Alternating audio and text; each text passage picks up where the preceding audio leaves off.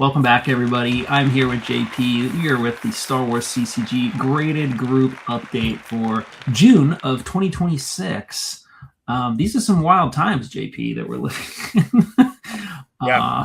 A whole lot to talk about today. We're going to talk about the contest from last month, the upcoming contests that are in the pipeline, some of the group activity we've seen in the group.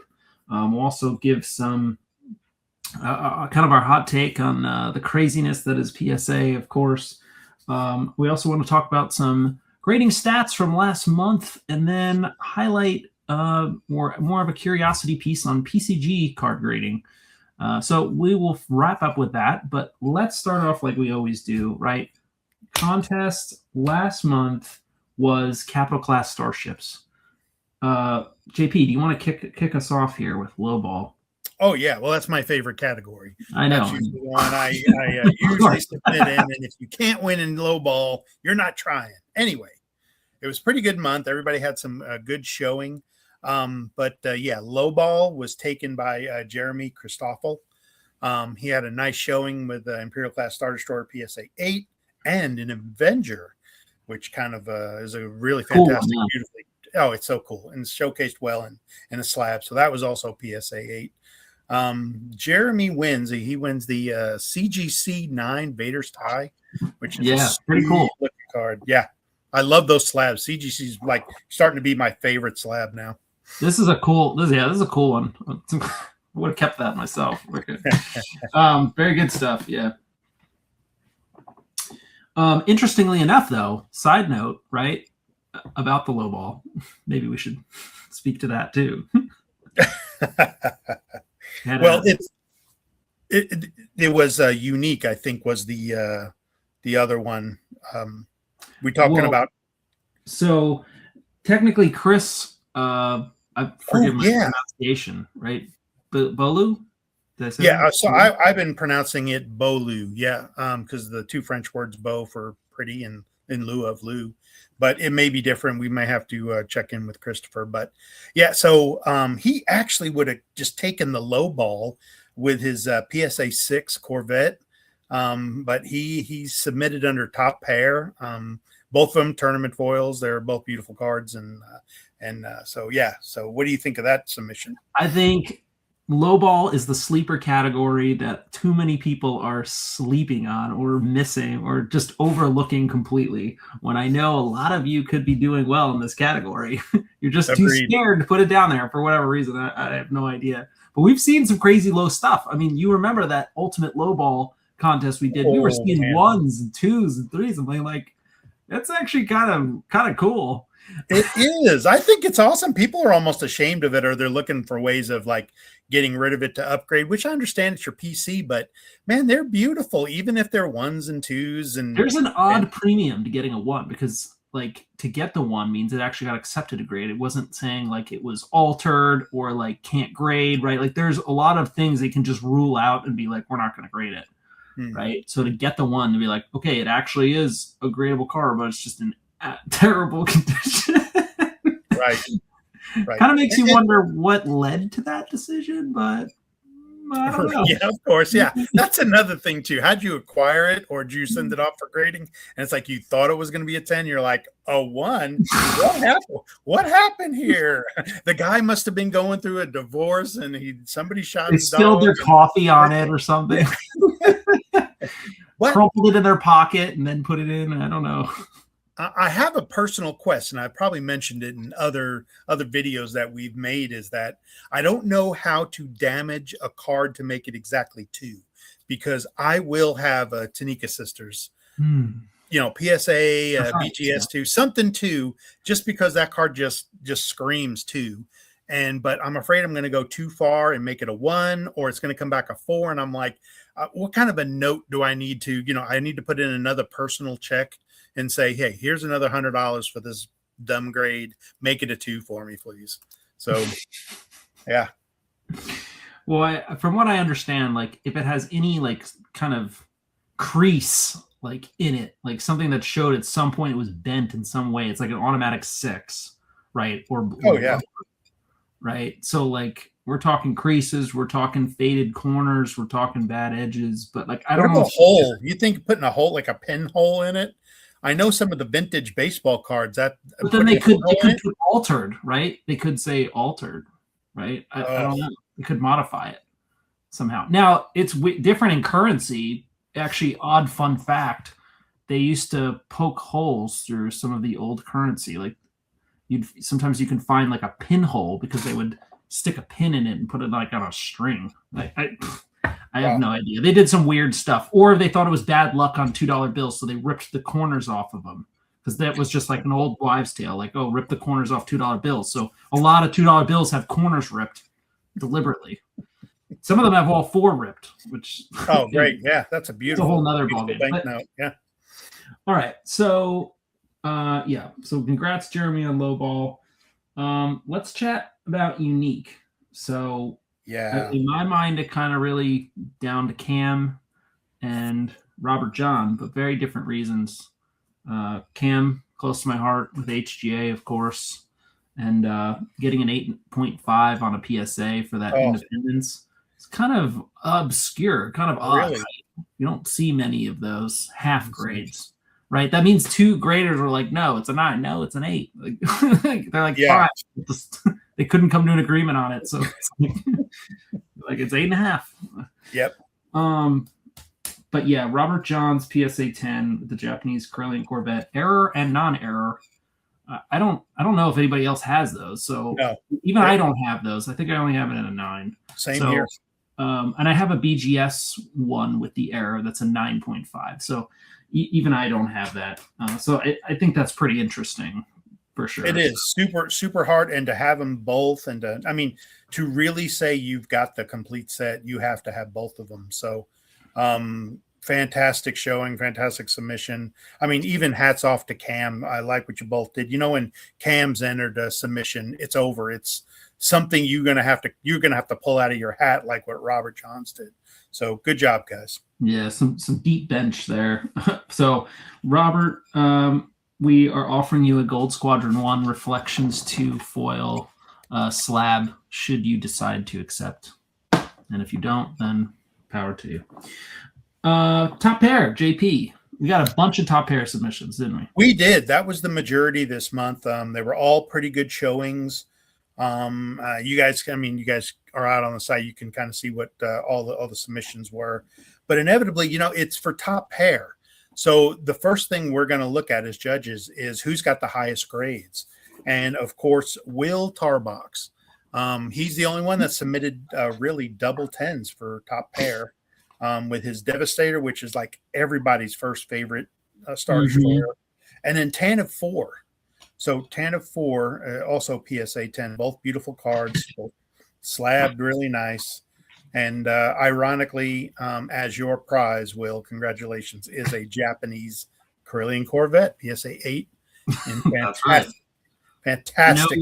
Will likes his premier Japanese just like I do, so I'm hoping this is speaking your language.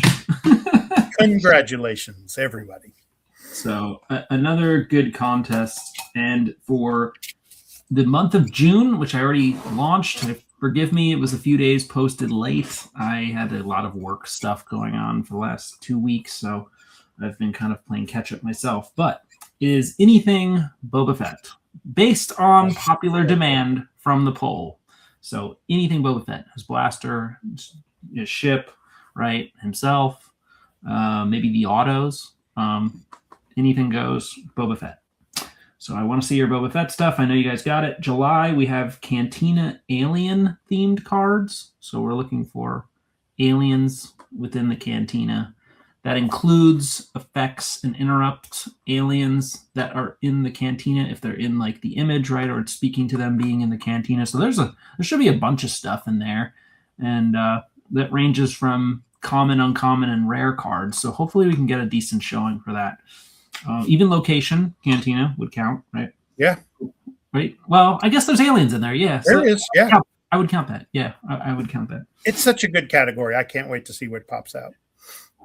In August, JP, we're going to be still launching a poll for what category we're going to do in August. So I recognize that this might be a little more difficult for some unforeseen things, but we're hoping everybody has a deep enough graded bench at this point to still participate. Yes, that's what, and we're gonna eventually talk about the grading services that are going on here and the latest news and stuff. But it seems like everybody is still pounding away at sending off cards, and I'm seeing new ones popping up that I haven't seen before. So keep on grading, guys. Keep showcasing, and if you've got stuff tucked away or hidden, and you're just like rediscovering it, or you just haven't showcased it yet, you can just showcase it in the site, and you don't have to wait for competitions or us to be, pulling teeth for you. Just show us. This is what it's all about: is the camaraderie and just the community of what we've got out there for graded. So, yeah, absolutely. So, all right. So some very exciting upcoming contests we have. So look forward to seeing those submissions.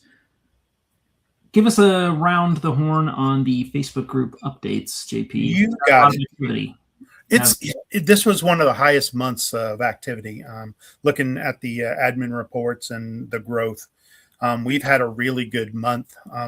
There's a lot of people that have been engaged about showcasing their cards, for one, selling them straight up, eBay auctions and things like that. So there have been just a lot of activity right now across the board, from new people, group experts, seasoned veterans, everybody. So it's been a good month. Keep up the good work. And, if you guys are looking to trade or sell, that's where it's at, is bring it here first, because this is where you're going to probably get your best bang for your buck, and probably more trusted than kind of some of the weird stuff we've been seeing lately from some of the eBay sellers. There's been some. Yeah, but I mean, there's been some record sales continuing. I feel like my phone keeps blowing up every day of some new record sale from years. We saw some more tens and some more foils selling, with stuff across the board, still selling quite actively. So some exciting activity despite everything else going on. So there's definitely some newer people in there. I don't know who all of them are, and to be fair, I don't think there's a good chunk of people that just are not on Facebook, right? But they are participating in this graded endeavor, and I don't know if they've found us on YouTube. Hopefully, if you found us on YouTube but not on Facebook, leave a comment. We just want to make sure that we can keep you guys in the loop of kind of what's all the activity that's going on in that Facebook group if you're not there. Because I think you're missing out on some good conversations and dialogues. And there's also other channels to follow as well that also speak on the hobby. So just leave a comment so I can follow up with that. Agreed. I mean, we're not going to track you heavy. We just want to kind of get to know you. And you may be somebody that's got many graded stuff. It's your thing. This is your hobby. And you might not know that there's even a community out there that specifically does Star Wars CCG graded. So please drop us a note here. Let us know. And please keep on watching and keep on grading. And a lot of those auctions, some of those, I mean, most of them end on Sundays anyway. But they've been having a lot of high bids too. It's not just one bid or two bids. There's multiple people that are out there just fighting over some of these things too. So yeah, some of them are like, okay, that is kind of high, but I'm actually not surprised given how rare it is and how sought after it is. That I'm just like, prices are catching up to just how difficult some of this is, right? Yep. Now we're getting more and more data on the fact of like what's actually really hard to grade and what's actually kind of rare and sought after, right? And some cards, as we've seen, are just difficult to grade high, which is now like, we have more data on the fact that like there are very few sales on some of these high grade or top grade things, or some that haven't even been achieved yet, right? That are just kind of still the ultimate chase, right? But who here is actively ripping is, a lot of product. It's not that common, right? So people are circulating through what's already around or buying up singles. I mean, you could rip product. I'm not saying none of it is, but I don't know. I'm not seeing like a ton of it that's immediately going out to grade that's getting the right grade and then being available for sale. Because even if somebody pulled it and graded it, they might be putting it in their PC, right? So Right. it becomes even less likely that it ends up on the market, right? Like unless somebody's just trying to do it to flip. But again, we've already seen a lot of people like clean out their own supply, grade them, and they're done for the most part, right? So you can only do that so many times. So it's interesting. It's interesting to see. I did want to look at how grading was for the month of May. It looks like it was about 2.95 million cards were graded in May, which is roughly a 5% drop from April, but still 20% year over year. And the majority of that being traded TCGs, right? So that's accounting for roughly 67% of what's coming out of PSA. PSA last month graded 2.07 million cards. CGC 641,000 cards, which is a 12% year over year growth, right? Beckett 145,000 cards, which is 145% year over year and 49% since last month. Wow. Tag 52,000 cards. That's 8% more from last month and 40% year over year. And SGC 48,000, which is down 4% last month and down 67% year over year. I mean, at this rate, I think CGC is not really that common coming around of what people are grading for. But I know Tag had shut down submissions as well, which I know we're about to get into PSA, but I know Tag had shut down. But frankly, they don't have the size or scale to meet demand, right? So there's definitely a loyal following and growth there. But it's wild to think about, like, even if these companies wanted to grow, like at some point they've just kind of reached their capacity.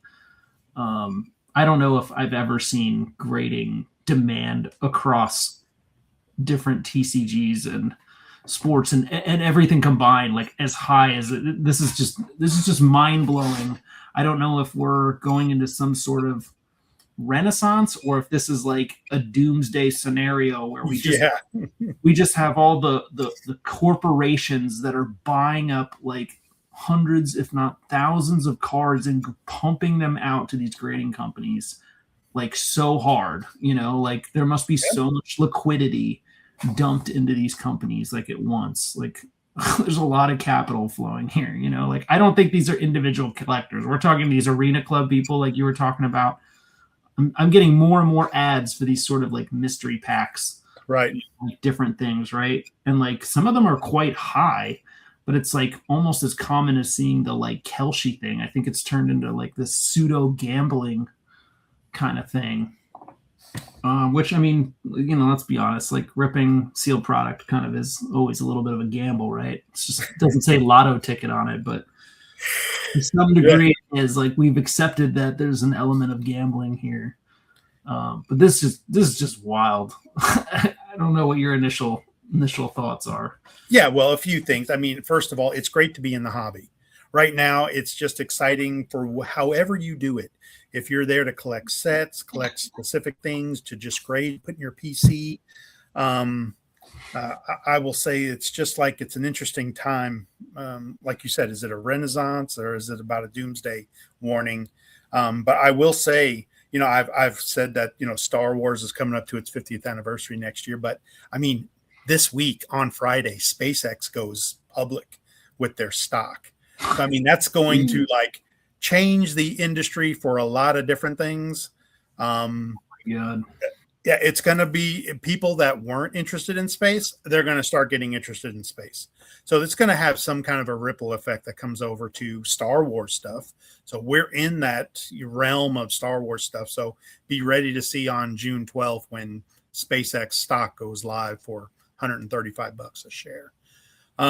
You can't deny the commercialization of space is very real. Not to mention it's also now become an international race, right? So, well, we got to get there first and do all this stuff. And now all of a sudden there's tons of interest in it.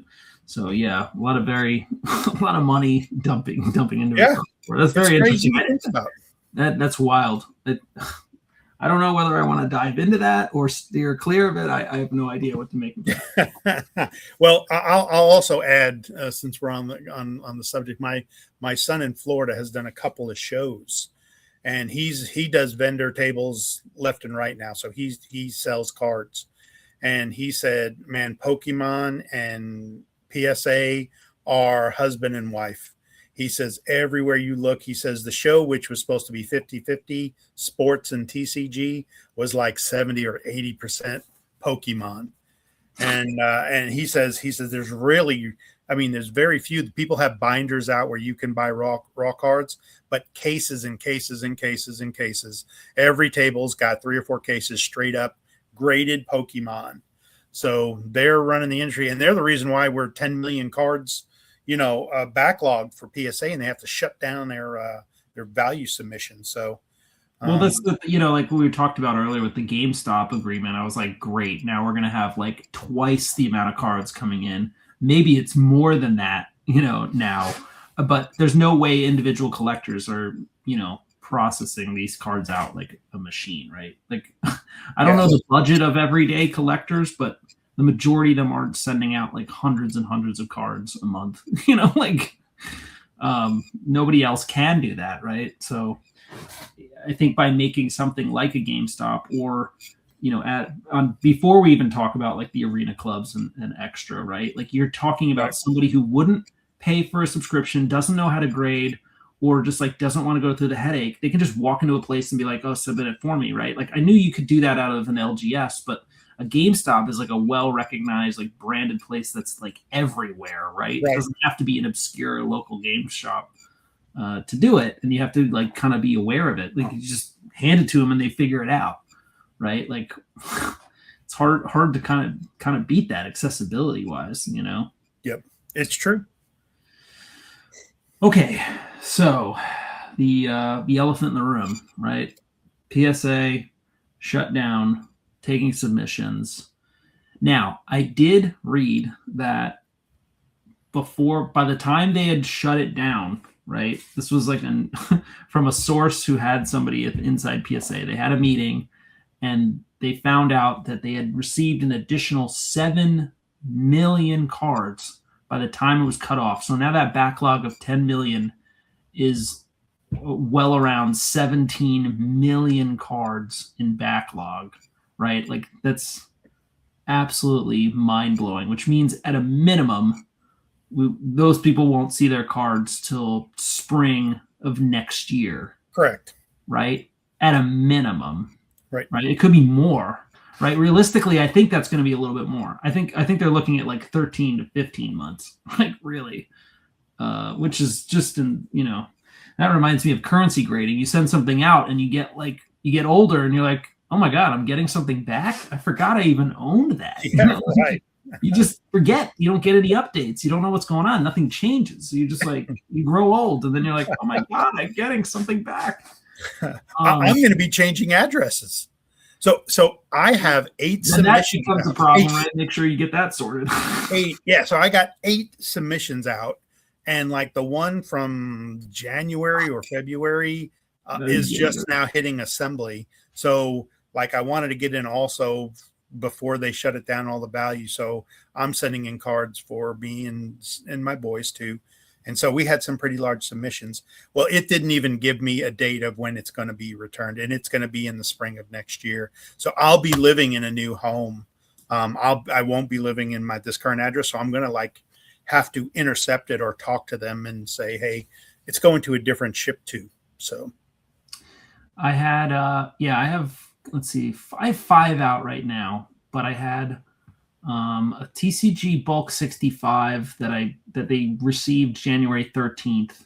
That's in QHX, so it's overdue. It was supposed to be done May 29th. It's saying it's overdue. Yeah. So QHX are one of those things that could assembly, and QHX are one of those things that could take who the hell knows. Yeah, that's where it fits the most. Mine is in assembly the most. The grading is sometimes longer, but it can sit in assembly for 3-4 months. Long time. Yeah, long time. Let's see. I have a value plus 25, one of 5 cards that are coming back any day. That is being shipped. they received that March 30th. But the rationale behind that was I wanted to put this value bulk 65 of 46 Star Wars CCG Japanese Premier cards in with that box. So that's why I did that.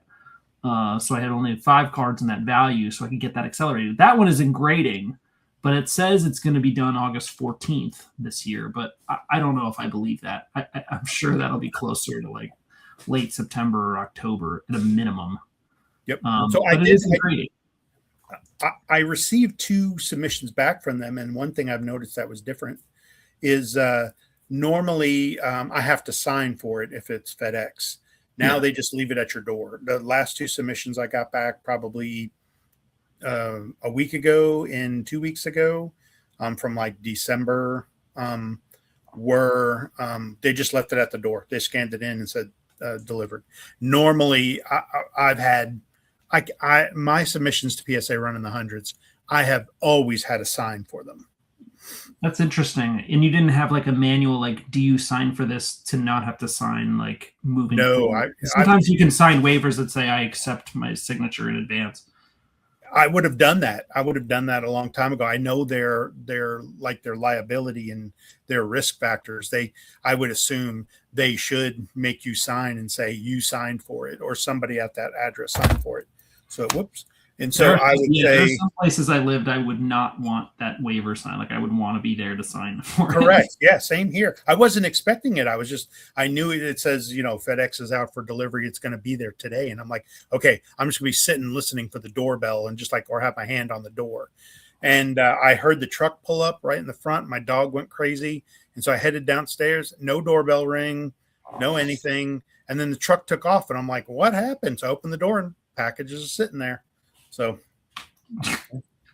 I don't know, but my last 2, they received May 15th, of the 2 other bulk orders, and I figured I was like, I haven't sent it in a while. Before I heard about it was shutting down, but then I was like, whatever. But power to you if you got those in, but again, you're not going to see those for a long. Yeah, long time. When they come in, it's going to be beautiful. Long time. So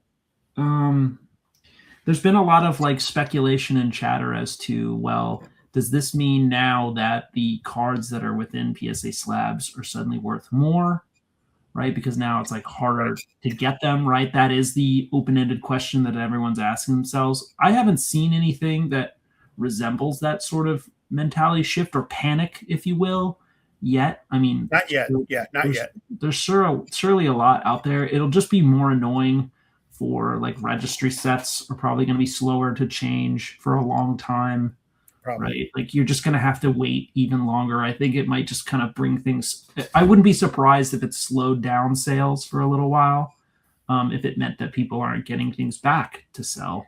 Right? Maybe you can go through the inventory you've been saving for this period, but that's kind of unlikely. I think it's gonna not really be a big effect for like a few weeks, but as stuff kind of is failing to like come back like months later, like I don't know. I mean, I guess everything's kind of already behind the 8 ball. For 6 months out, we might not feel this till the fall, right? Or I mean, you've got your diehard flippers. They don't want to collect anything. So there may be a shift where, man, CGC is going to be the next one to go to. And I know in our group, our expert Serge, he has got some beautiful CGC 10s of the mains. And I thought, I've got everything in BGS. That's my grading service. But to do the registries. These look good. I mean. Yeah, I agree. It's the black and white, like, especially for, the black border cards. It does look really good. I think I like it even more than the SGC. I know people like those for that tuxedo kind of look, but I like how there's like clear around it, and then you get the black and white. Like, I don't know. It's a sturdy slab. It looks solid. And you have the added bonus of potentially getting a pristine, which we've only seen like a few of those, but man, you have to have 50-50 centering. The card has to really be in perfect condition there's plenty of PSA 10s that would not get pristines. No, right. Right. I think I showcased in the 95. banner in our group. I did put out a pristine. It was one of the characters pilots from Naboo, but it was pristine 10, and it was a Star Wars CCG card. And so I'll have to go back and remember who it was. And there's also a Chewbacca pristine that Cam was crying over that went to auction that he just kind of slept on, which I think it might have been a Reflections 3 Chewbacca. I can't remember. Okay.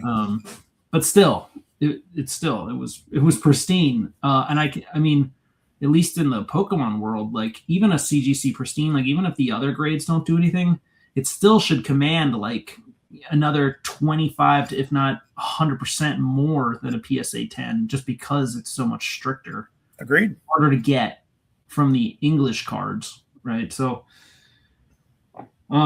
yeah, well, if you're not going for registry sets and you just kind of want to encapsulate some things, I kind of like these. These are growing on me. I'm actually putting together stacks of cards that I want to send out to CGC outside of my registry sets. So I'm still compiling those because I want to do those at once. But it never ends. It never ends. But I think to your point, with PSA closed, it does open up opportunity with other graders, of course. Yep. Beckett's are still solid, but again, they're owned by the same company, like now with Collector's Universe. So I don't know if that's going to get, a firestorm too. I would imagine CGC would get the benefit from the most, given that even tag is closed, right? So, yep.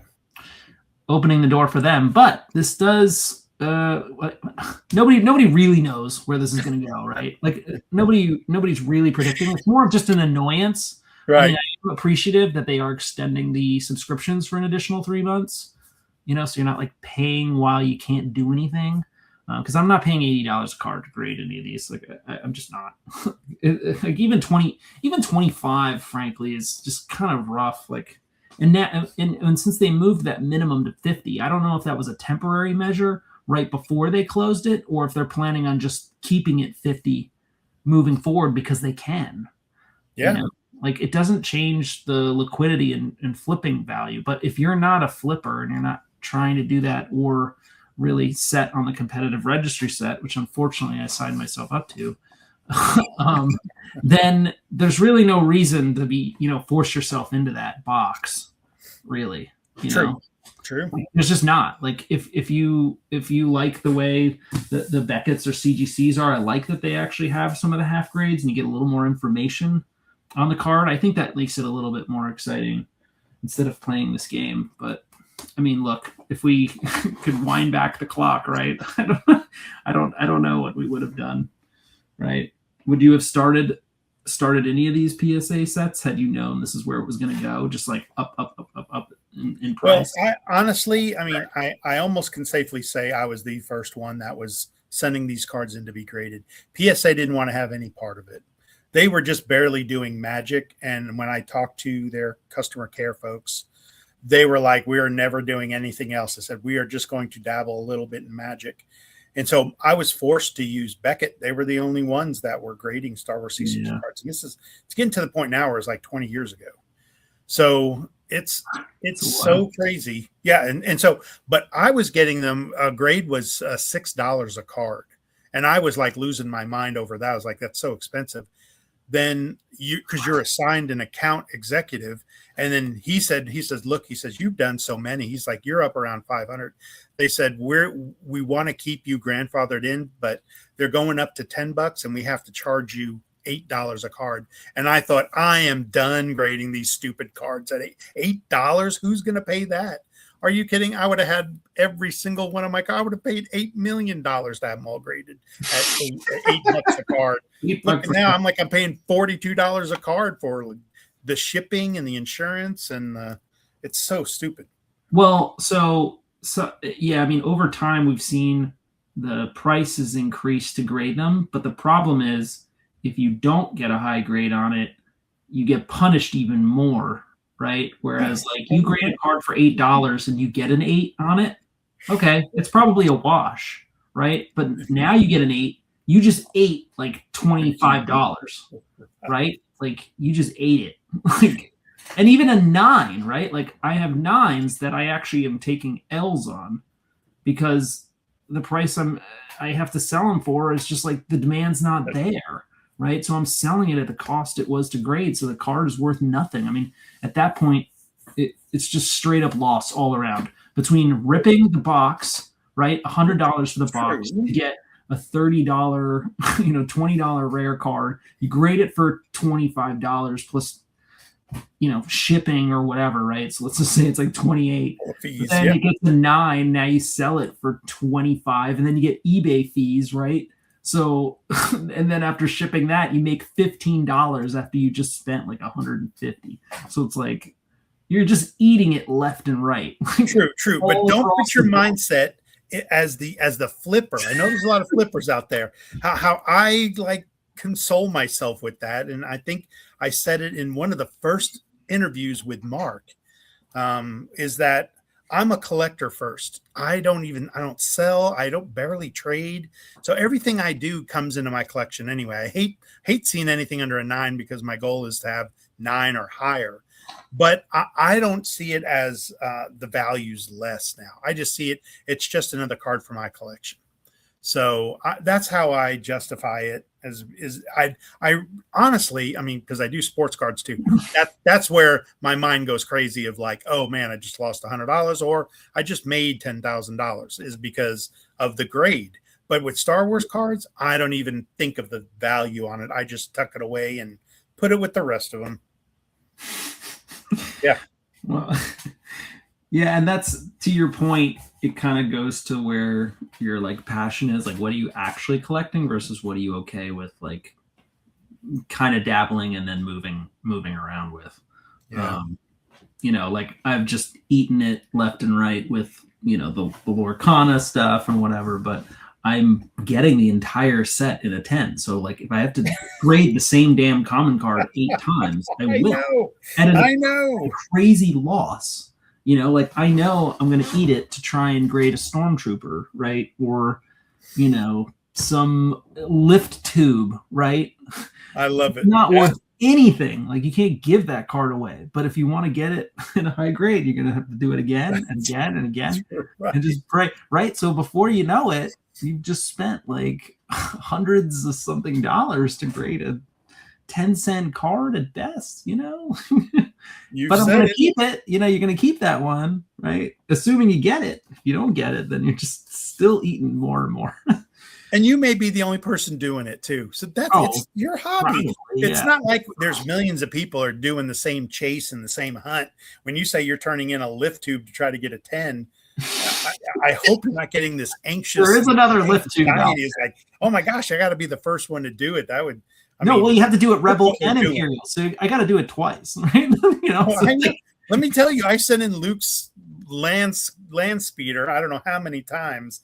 I thought I was going to quit this hobby trying to get a 9 out of that X15 or X45, whatever the thing is. It's got that stupid roller line from the factory on like hundreds of them.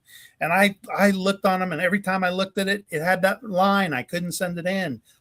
Send it in. And like the 5 out of the, I think there was 133 or something like that. The 5 that looked beautiful, not one came back a 9. They were 6s and 7s. And I thought, that's it. I'm going to use this as firewood now. Well, that's an uncommon one. So you don't even come across that card very often, right? Like, true. What I've noticed, you've seen me rip a good amount of Japanese Premier product at this point. We're way in the hole, friends. We are so far in. Hello. It's a deep hole. But I don't like the Imperial class Star Destroyer, right? I have tons and tons of commons and uncommons. I only have like one extra one of that.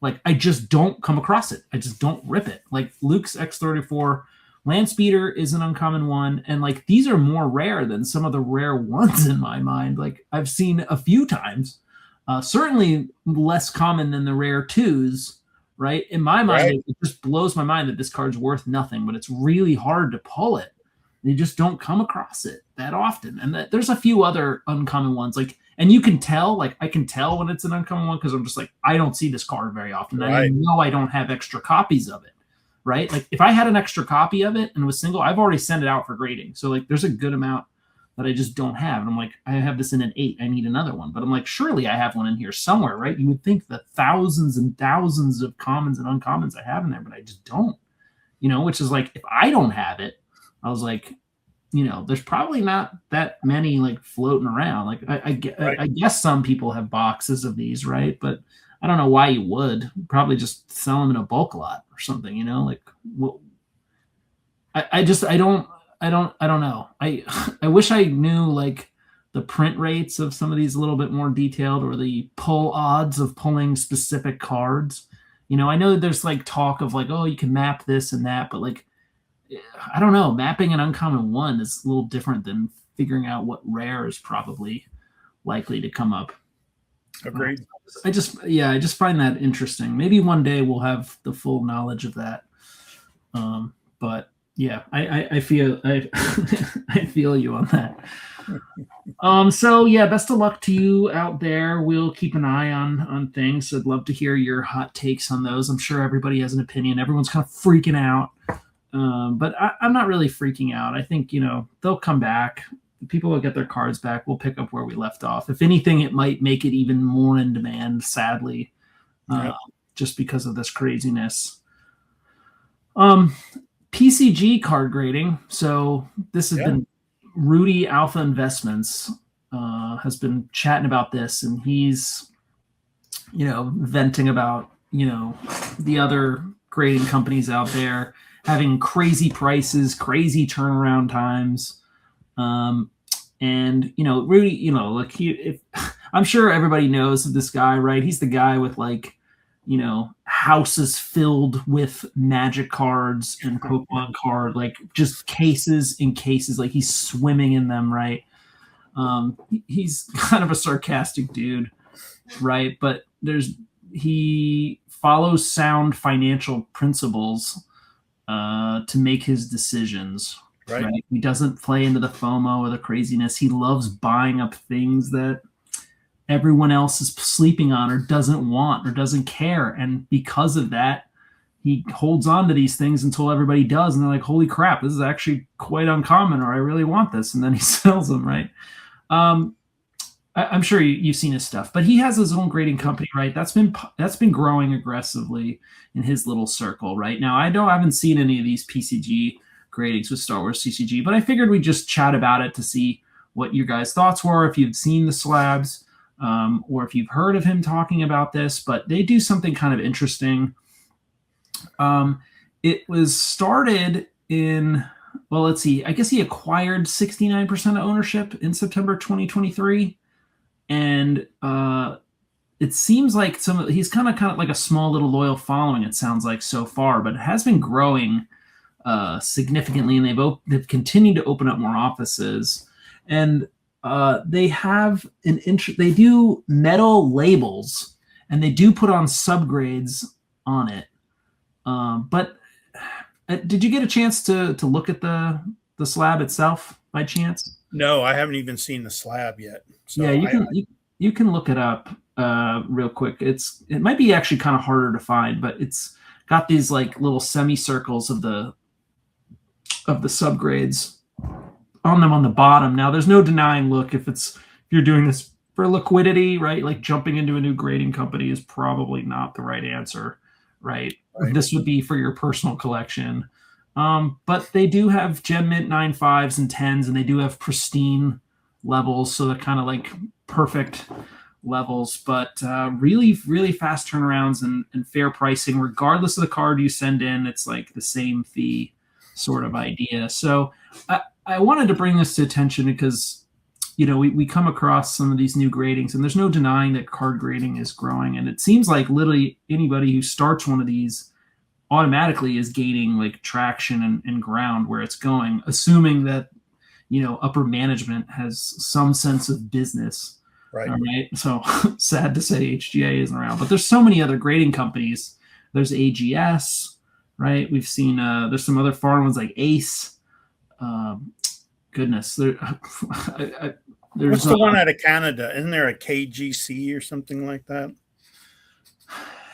Yeah, there's some Chinese ones. They're kind of popping up all over the place, and it's starting to seem like maybe regionally some of these companies have some traction, whether it's in Europe or Canada. I can't speak for our Canadian friends; they'll have to kind of weigh in on that. But from what I understand, it sounds like a good amount of Canadians are sending in cards to PSA, and with expanding offices in Canada, I'm sure they're excited to be able to do that. So.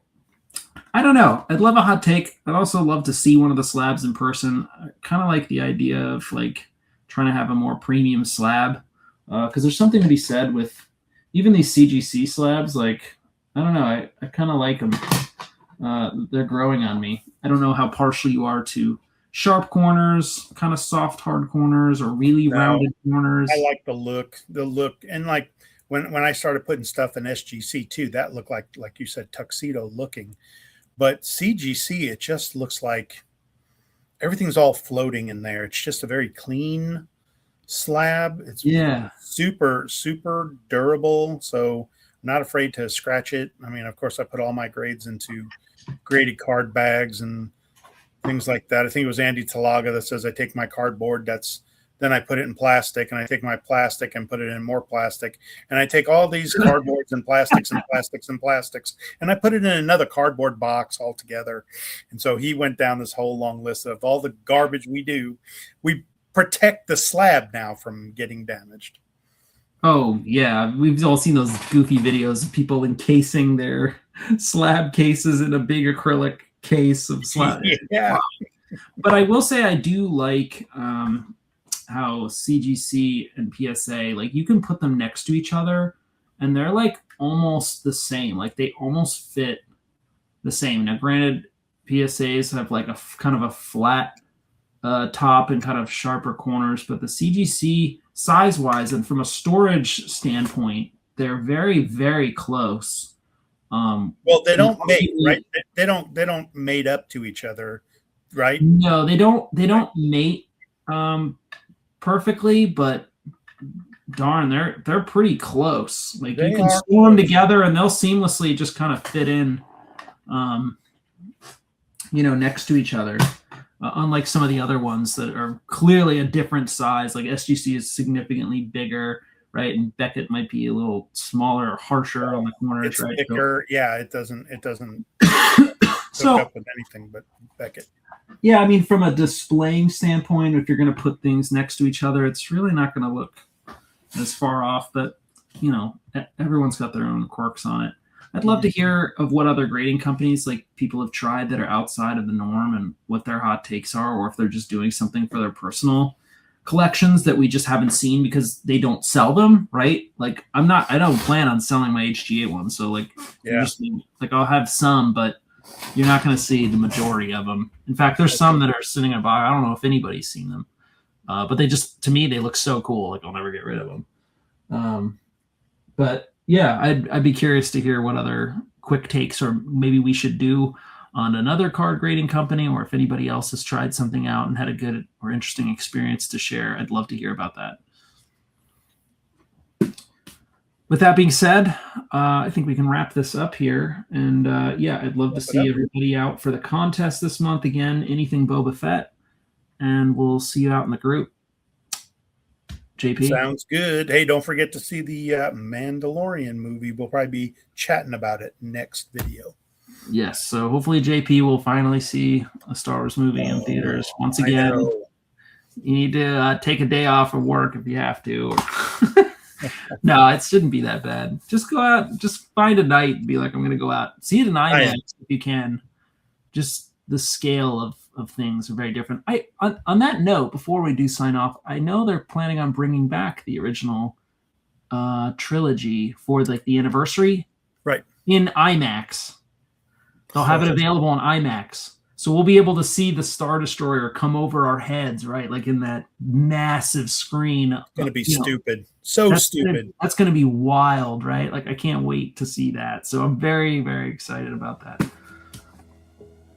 And with that, JP, we'll chat later. See you guys. All right.